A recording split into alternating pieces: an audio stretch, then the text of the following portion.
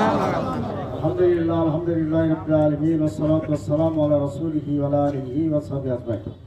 আউযু বিল্লাহি মিনাশ শাইতানির রাজীম। বিসমিল্লাহির রহমানির রহিম। আর আকিমুদ্দিন ওয়া লা তাতাফাররাকু ফীহি। আমানতু বিল্লাহ।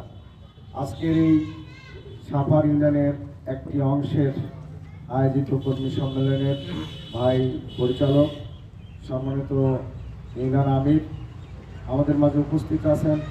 সাফার এই থানার সংগ্রামী থানা আমির, আমাদের এই সাফার পোরশা নিয়ামতপুরের মধ্যমণি, বাংলাদেশ জামাত ইসলামের পক্ষ থেকে মনোনীত এমপি প্রার্থী, আমাদের প্রাণপ্রিয় নেতা অধ্যক্ষ মাহবুব আলম সাহেব, অন্যান্য মঞ্চভূষ্ট নেতৃবৃন্দ, প্রাণপ্রিয় কর্মী ভাইরা, সবাই মিলে মহান মাহবুদের দরবারে শুকরিয়া আদায় করি যে মহান মাহবুদের হাতে আমাদের জীবন এবং মরণ, যার রেজেক নিয়ামত আমরা গ্রহণ করি, যার জমিনে যার আসমানের নিচে আমরা যার দেওয়া আইন বাস্তবায়নের সংগ্রামে সমবেত হয়েছি।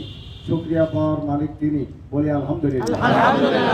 আমাদের নেতা, বিশ্ব নেতা, যার দেখানো পথে চিরকালীন কল্যাণ এবং পরকালীন মুক্তি, যে নেতার আদর্শ ধারণ করে লালন করে বাংলাদেশের কর্মী বাহিনী, বাংলাদেশ জামাত ইসলামের কর্মী বাহিনী রূপসা থেকে পাথুরিয়া, টেকনাফ থেকে তেঁতুলিয়া আজকে সারা বাংলাদেশে ইসলামী সমাজ কায়েমের স্বপ্ন নিয়ে, সাপ নিয়ে আজকে এগিয়ে যাচ্ছে।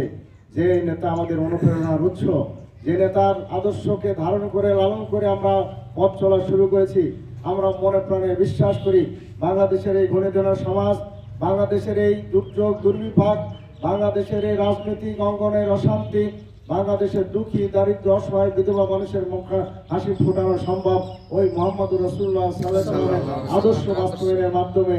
বাংলাদেশ ইতিপূর্বে প্রমাণ করেছে, এই পৃথিবীও প্রমাণ করেছে, যুগে যুগে কালে কালে বিভিন্ন আদর্শ, বিভিন্ন পথ মত, বিভিন্ন দফা, বিভিন্ন স্লোগান আমাদের মাঝ থেকে বিদায় হয়েছে।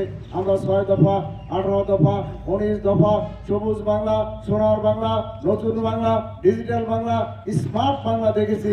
শান্তি আসে নাই। আমাদের বিশ্বাস যে আমাদের নেতা মোহাম্মদুর রাসূলুল্লাহ সাল্লাল্লাহু আলাইহি ওয়াসাল্লাম এদেশে ইসলামী সমাজ কায়েমের মাধ্যমে একমাত্র শান্তি আনয়ন করা সম্ভব। কি বলেন, ঠিক কিনা? সম্মানিত ভাইরা, এর জন্য আমাদের কিছু কাজ করতে হবে।